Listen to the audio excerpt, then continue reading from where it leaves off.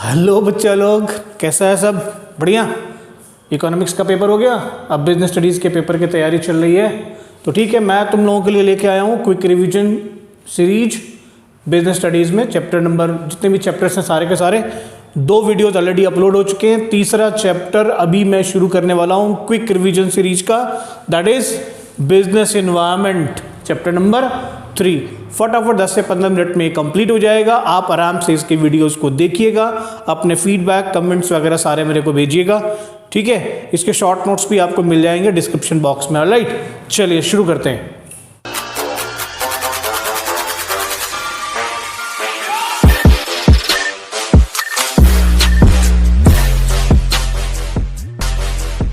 तो सबसे पहले जो हम देखते हैं, चैप्टर का नाम हो गया बिजनेस एनवायरनमेंट, ठीक है। तो पहले कॉन्सेप्ट समझते हैं। देखो, एनवायरनमेंट का मतलब होता है जिन चीज़ों से तुम घिरे हुए हो।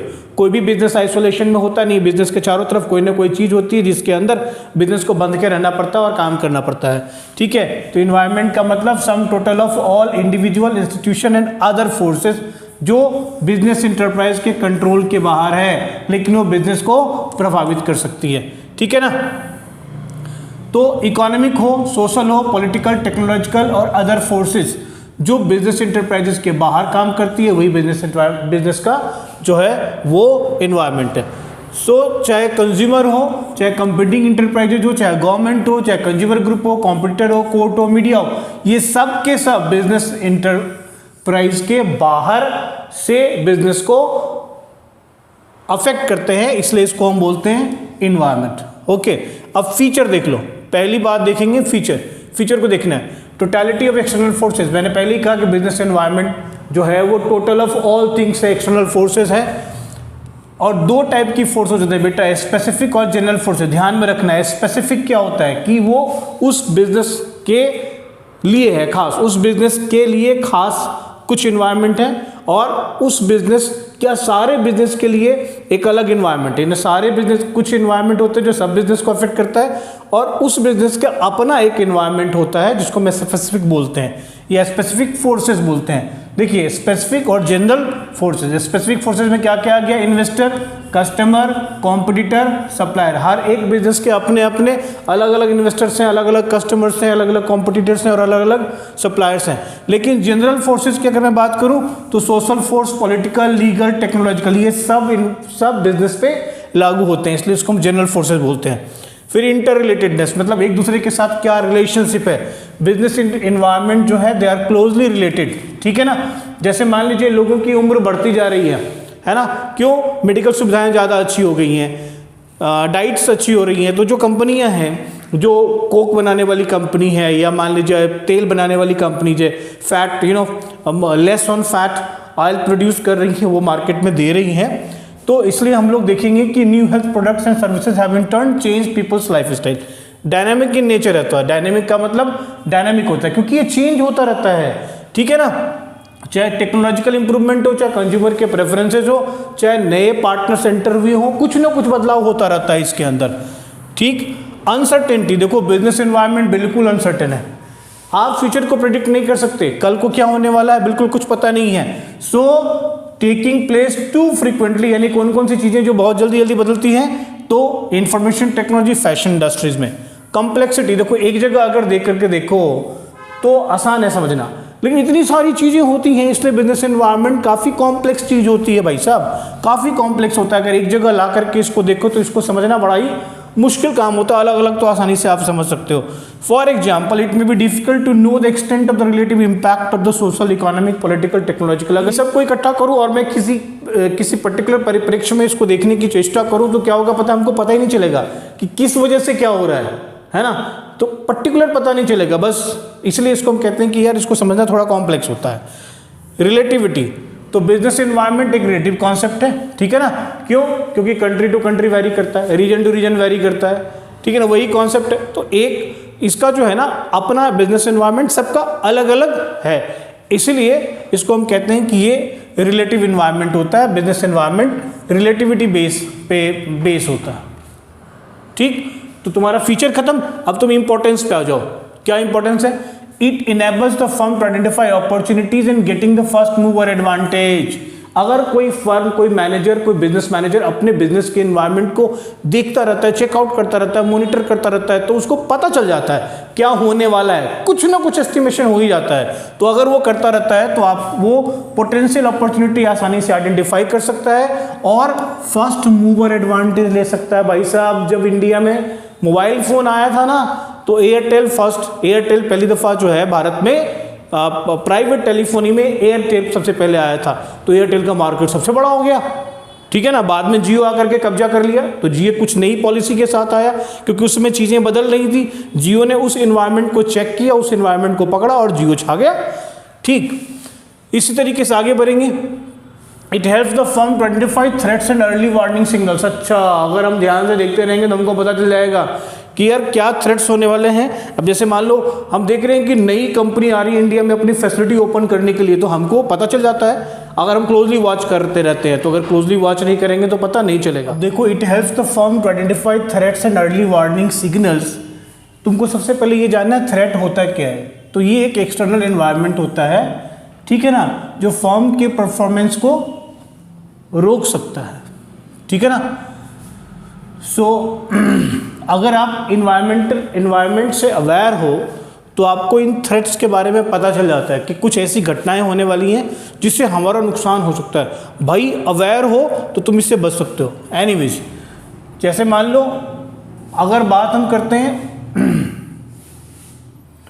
और अगर थ्रेट्स को अब अवेयर रहते हो तो क्या होगा, आप थ्रेट्स को समय से समझ सकते हो और इसको एक वार्निंग सिग्नल के तौर पे समझ सकते हो। हमने यहाँ पर एक छोटा सा एग्जांपल दे दिया है, इसको पढ़ो, ठीक है ना। सो अगर मान लीजिए फॉरेन मल्टीनेशनल फर्म्स इंडिया में आ रहे हैं तो आपको पहले से पता चल जाएगा, ये वार्निंग सिग्नल आपके लिए होगा कि आप अपने परफॉर्मेंस को अच्छा कीजिए, नहीं तो लुट जाएंगे आप, बर्बाद हो जाएंगे आप, ठीक है। चलिए आगे बढ़ते हैं। अब देखिए, it helps in tapping useful resources. तो बहुत सारे इनपुट्स रिसोर्सेज हैं, फाइनेंस हो, मशीन हो, रॉ मटेरियल हो, पावर, वाटर, लेबर, अपने एनवायरनमेंट से आप लेते हो। अगर आप एनवायरनमेंट को क्लोजली वॉच करते हो तो आपको आसानी से जो रिसोर्सेज हैं उसको पहले टैप यानी कि अपने इस्तेमाल में, अपने कंट्रोल में उसको ले सकते हो, ठीक है। अगर पहले से एनवायरनमेंट को लेकर के आप सजग हो तो fine. It helps in coping with rapid changes. बहुत अच्छी बात है भाई, क्या नई नई टेक्नोलॉजी आ रही है मार्केट में, सारे अडॉप्ट कर लूँ। कस्टमर को कौन सी चीज़ पसंद आती है, क्या चीज़ उसको चाहिए, 3G गया, 4G आया, 4G गया, 5G आया, तमाम चीज़ें क्या है उस पर कॉन्स्टेंटली कंपनीज काम कर रही हैं और इसलिए नई टेक्नोलॉजीज़ को अडॉप्ट कर रही हैं, नई पद्धति को, नए सिस्टम को अडॉप्ट करती जा रही है। तो दूसरी बात, it helps in planning and policy formulation. Planning और पॉलिसी फॉर्मुलेशन में भी आपको बिजनेस एनवायरनमेंट पे अगर क्लोजली वॉच करके रखा हुआ है, मॉनिटर कर रहे हो, तो आपको मदद मिलेगी। फ्यूचर कोर्स ऑफ एक्शन आपका क्या होना चाहिए, परफॉर्मेंस इंप्रूव करने में भी आपको मदद मिलता है, ठीक है ना। The enterprises that continuously monitor the environment and adopt suitable business practices, उनको अपने प्रेजेंट परफॉर्मेंस को इम्प्रूव करने का मौका मिलता है और जीवन में वो सफल हो पाते हैं। यानी जीवन में ऑर्गेनाइजेशन का जो लाइफ स्पैन है वो आने वाले टाइम में ऑर्गेनाइजेशन अच्छा ग्रो करती है। बहुत सारे एग्जांपल ले सकते हो तुम।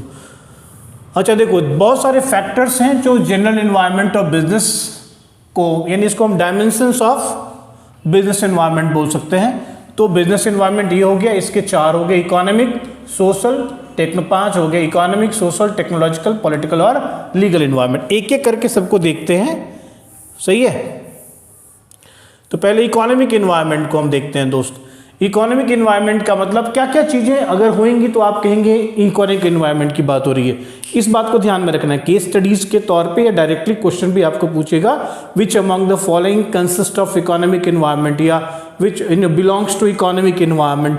1 मार्कर में MCQ में आ सकता है। तो interest rate, inflation rates, change in disposable income of people, stock market index, in the value of rupee, ये सारे कुछ इकोनॉमिक इंडिकेटर्स हैं जो आपको बताते हैं, इकोनॉमिक इंडिकेटर्स हैं।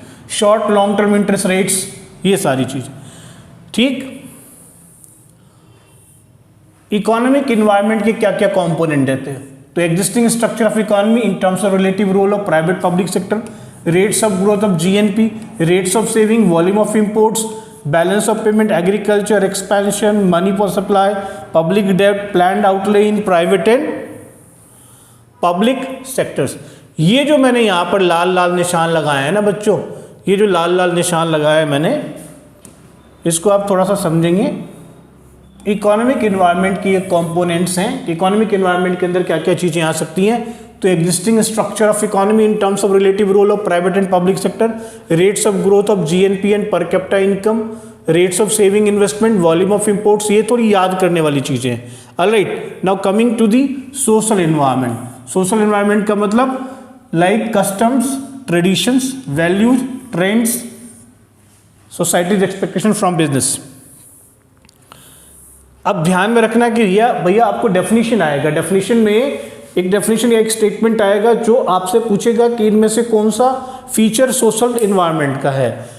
तो आपके पास ट्रेडिशंस, अब आपको डेफिनेशन क्या समझना है कि social practices that have lasted for decades even centuries, ठीक है ना, like celebration of Diwali, Christmas, ये सारी चीज़ें ट्रेडिशन है। वैल्यू का मतलब क्या होता है, सोसाइटी होल्ड्स इन हाई स्टीम, हाई स्पिरिट में सोसाइटी इसको सही या गलत मानती है, उसको हम वैल्यूज बोलते हैं, ठीक है ना, मेजर वैल्यूज। ठीक, भारत के अंदर अगर मैं बात करूं तो इंडिविजुअल फ्रीडम है, social justice, equality of opportunity, national integration, ये सारे मेजर वैल्यूज हैं। जो जितने ही बिजनेस टर्म्स हैं, all of us business terms, these values translate into freedom of choice in the market. Business की रिस्पॉन्सिबिलिटी होती है सोसाइटी के टुवर्ड्स कि वो नॉन डिस्क्रिमिनेटरी रहे, नॉन डिस्क्रिमिनेटरी एम्प्लॉयमेंट प्रैक्टिसेस हो। सोशल ट्रेंड्स का मतलब क्या होता है, यानी कई बार क्या होता है कि चीज़ें ना बदलती रहती हैं, समाज में चीज़ें बदलती, चाहे वो आपके टेस्ट हों, चाहे आपको प्रेफरेंसेज हों, चाहे आपकी मान्यताएं हों, ये चीज़ें धीरे समाज में कई बार बदलती रहती हैं। तो अगर आप इस चीज़ों को टैप कर पाते हो, बिजनेस एनवायरनमेंट के जो मैनेजर्स हैं, जो मतलब ऑर्गेनाइजेशन के मैनेजर्स हैं, वो जब इसको क्लोजली वॉच कर रहे होते हैं, मॉनिटर कर रहे होते हैं, तो वो इसको टैप कर पाते हैं, और टैप करने के बाद वो उन चीज़ों को अपने अंदर अडॉप्ट कर लेते हैं, ऑर्गेनाइजेशन इसको अडॉप्ट कर लेती है, और अडॉप्ट कर लेती है तो फिर वही चहेता हो जाता है ना, वही चीज़ चहेता हो जाती है। अब जैसे मान लीजिए एक बहुत ही सिंपल सी चीज़ है, आप अभी गर्मी का सीजन आ रहा है, एडवर्टीजमेंट देखेंगे, बिस्लरी पियो बिस्लरी, वो ऊँट वाला जो कैमल वाला एडवर्टीजमेंट है रेगिस्तान में, ठीक। तो देखिए क्या हो रहा है, सोशल ट्रेंड्स हो रहा है, हेल्थ फिटनेस को लेकर के हो रहा है, जगह जगह जिम खोल रहे हैं, है ना, लोग बड़े ही कॉन्शियस हो रहे हैं। अच्छा, food supplements, water, soft drinks, diet soft drinks, gyms, ये सब क्या आ रही है, सोशल ट्रेंड्स, फाइन। तो अब एलिमेंट्स ऑफ सोशल एनवायरनमेंट को देखेंगे हम लोग कि एलिमेंट्स ऑफ सोशल एनवायरनमेंट क्या है, क्या क्या एलिमेंट्स हैं भाई सब इसके अंदर। जैसे हमने देखा था ऊपर इकोनॉमिक एनवायरनमेंट का, वैसे सोशल का, attitude towards product innovation, life style, concern with quality of life, life expectancy, expectations from the workforce, shifts in the presence of women in the workforce, birth and death rates, population shifts, educational system, ये सारी चीज़ें क्या हैं, elements of social environment हैं। अब आगे बढ़ेंगे, देखेंगे टेक्नोलॉजिकल एनवायरनमेंट। ये टेक्नोलॉजिकल एनवायरनमेंट क्या है, इसका मतलब हो गया forces relating to scientific improvements and innovations which provide new ways of producing goods and services। नई नई टेक्नोलॉजी को इंट्रोड्यूस करना अपने ऑर्गेनाइजेशन में, लाइक कंप्यूटर्स, इलेक्ट्रॉनिक्स, इसने बहुत ही मॉडिफाई कर दिया चीज़ों को। देखिए हम लोग पहले क्या करते थे ना, आप देख रहे हो ये टेक्नोलॉजी ही है जिसकी मदद से मैं आसानी से आपको पढ़ा पा रहा हूँ, समझ गए, आसानी से ये वीडियो शूट कर पा रहा हूँ, आसानी से आप इस जो ये वीडियोस आपको मिलते हैं आप उसको देख पाते हो, that is just because of technological environment. और किसी कंपनी ने इसको अडॉप्ट किया और उसका हम लोग इस्तेमाल कर रहे हैं, फाइन। सो टेक्नोलॉजिकल एनवायरनमेंट, इसमें क्या क्या चीज़ें होती हैं देखेंगे, तो देखेंगे बहुत सारी चीज़ें हैं, यू नो।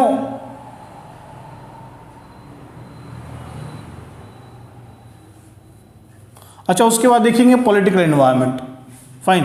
पॉलिटिकल एनवायरनमेंट को देखिए, इसमें पॉलिटिकल कंडीशंस, जैसे कि जनरल स्टेबिलिटी है कि नहीं है, कंट्री में पीस है कि नहीं है, पार्टी की गवर्नमेंट सही से काम कर रही है कि नहीं कर रही है, स्टेबल गवर्नमेंट है कि नहीं, ताकि पॉलिसीज स्टेबल होंगी, इसका ध्यान में रखना। और उसी हिसाब से आप, अच्छा, बिजनेस की जो पॉलिसीज होती हैं या बिजनेस के जो डिसीजंस होते हैं वो कोई एक साल के लिए नहीं होते, लॉन्ग टर्म भी होते हैं, शॉर्ट टर्म भी होते हैं। तो अगर, और डिपेंड करता है गवर्नमेंट कौन सी है, स्टेबल गवर्नमेंट है कि नहीं है। हर गवर्नमेंट की अपनी आइडियोलॉजी होती है, उस हिसाब से उसकी पॉलिसीज होती हैं, प्लान्स होते हैं। उन सारी चीज़ों को ध्यान में रखते हुए बिजनेस अपने डिसीजंस लेती है, ठीक है ना। सो अगर पॉलिटिकली अनस्टेबल है तो क्या होगा, कॉन्फिडेंस नहीं होगा, डिसीजन लेने में आपको हेल्प नहीं मिलेगी। अगर आपका गवर्नमेंट जो है पॉलिटिकली स्टेबल है तो कॉन्फिडेंस होता है बिजनेस पीपल के अंदर, और वो लंबे समय के लिए लॉन्ग टर्म प्रोजेक्ट्स में क्या कर सकती है, इन्वेस्ट कर सकती है इकोनॉमी के ग्रोथ के लिए, ठीक है ना। अब यहाँ पर एक चीज़ देखेंगे, एग्जाम्पल के तौर पर इसको आप केस भी समझ लीजिए कि even after opening up of our economy 1991 foreign companies found it extremely difficult to cut through the bureaucratic red tape to get permits for doing business in India. Sometimes it took months to process even their application for the purpose. तो सरकार ने क्या किया, ease of doing business, ease of doing business। अब इसमें क्या हुआ कि ease of doing business, इसमें क्या हुआ कि जितने भी बिजनेस के डिसीजंस हैं या बिजनेस के बाहर से अगर कोई आ रहा है और उसको बिजनेस के लिए एप्लीकेशन को मूव करना है तो एक ही पोर्टल पे सारे बिजनेस के एप्लीकेशन मूव हो जाते हैं और एक ही पोर्टल पे सारे बिजनेस जो एप्लीकेशंस हैं या जो फॉर्मेलिटी है, कंप्लाइंस है, जो वो सारी पूरी हो जाती हैं। तो मेजर एलिमेंट्स क्या पॉलिटिकल एनवायरनमेंट के, the constitution of the country, prevailing political system, degree, dominant ideologies and values of major political parties, nature and profile of political leadership, thinking of political personalities, level of political morality, political institutions like government and allied agencies, political ideology, different many things आते हैं। Now come to legal environment। legal environment का मतलब legislations, कानून, देश में बहुत सारे कानून हैं, कोर्ट के जजमेंट्स हैं, डिसीजंस जो दिए गए हुए हैं कमीशंस और एजेंसीज के द्वारा हर लेवल, सेंट्रल, स्टेट और लोकल लेवल पे, इन सब का जो कॉम्पोजिशन होता है that makes up the whole legal environment, ठीक है ना। It has a great impact on the decisions taken by the business and it is imperative for the management to avoid by the law of the country, correct. So adequate knowledge आपको rules regulation का होना चाहिए, पता होना चाहिए क्या rules है regulation के, उसी हिसाब से आप ये पता कर पाते हो ना कंप्लाई किया या नहीं किया, जो रूल्स एंड रेगुलेशंस उसको फॉलो करना जरूरी होता है, नहीं तो you will come under the domain of the आप जो है फिर सरकारी नेट में जाएंगे, सरकार जो है आपको पकड़ लेगी, जेल वेल में डाल देगी आपको। सो एडवर्टीजमेंट, जैसे मान लीजिए एल्कोहलिक बीवरेजेज, आप भारत सरकार में देखिए, भारत में देखिए कि अगर मान लीजिए टीवी पे आप देखते हो ना, सिगरेट पीना स्वास्थ्य के लिए हानिकारक है, एक आता है शराब पीना स्वास्थ्य के लिए हानिकारक है, इसका एडवर्टीजमेंट नहीं होता। आप देख रहे हो ना, शराब का, सिगरेट का या ऐसे मादक द्रव्यों का, पदार्थों का खुले में टेलीविजन पे कोई एडवर्टीजमेंट नहीं होता। अगर आपने एडवर्टीजमेंट कर दिया, आप लीगल फोल्ड में आ गए, अब आपको कानूनी कार्रवाई आपके ऊपर की जाएगी, तो ये आपको पहले से पता होना चाहिए, ठीक है ना।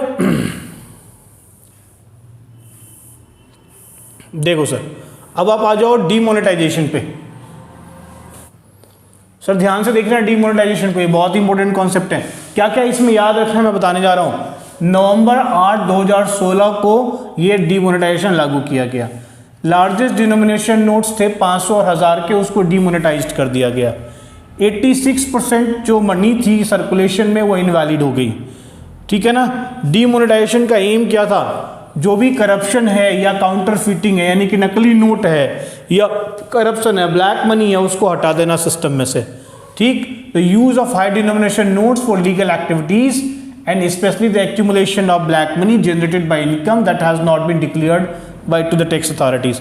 फीचर क्या थे, इसको ध्यान में देना है। It is viewed as a tax administration measure, ठीक। दूसरा, इससे क्या हो जाएगा, जो black money had to declare their unaccounted wealth and pay taxes at a penalty rate. Now demonetization is also interpreted as a shift on the part of the government, indicating कि tax evasion tolerate नहीं किया जाएगा।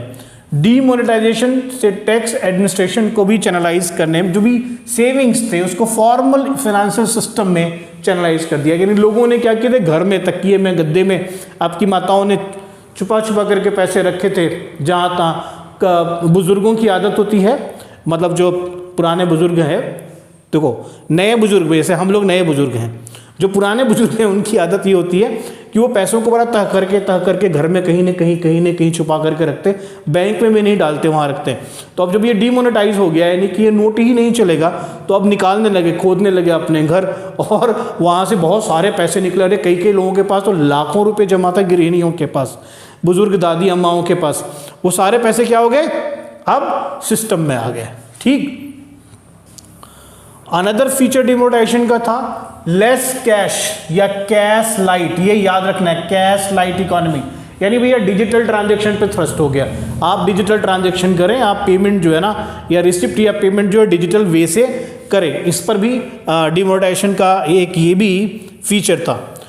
लेकिन ये हुआ कि मान लो अगर आपको डिजिटलाइज वे में करेंसी भेजनी है, पैसे भेजने हैं, तो या तो आपको हमेशा इंटरनेट कनेक्शन चाहिए, या आपको स्मार्टफोन चाहिए जिसके थ्रू आप ये काम कर पाते हो, या जो बिजनेस मैन है या जो भी बिजनेस हाउसेस हैं उनको POS मशीन चाहिए, जिसको हम कहते हैं पॉइंट ऑफ सेल मशीन चाहिए मर्चेंट के लिए।